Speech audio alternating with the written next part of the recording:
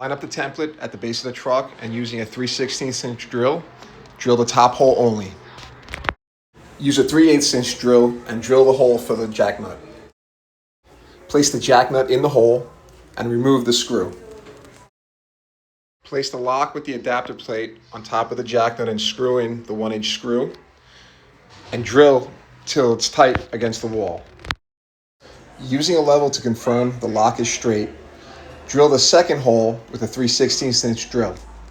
Remove the lock and using your 3/8 drill, drill the second hole. Place the jack nut in the bottom hole, place the lock on and screw the top hole in first and then drill the second hole until tight. Hand tighten the screws to avoid over tight. Place the strap through the slit, pull the strap all the way through and place it through the loop and pull tight.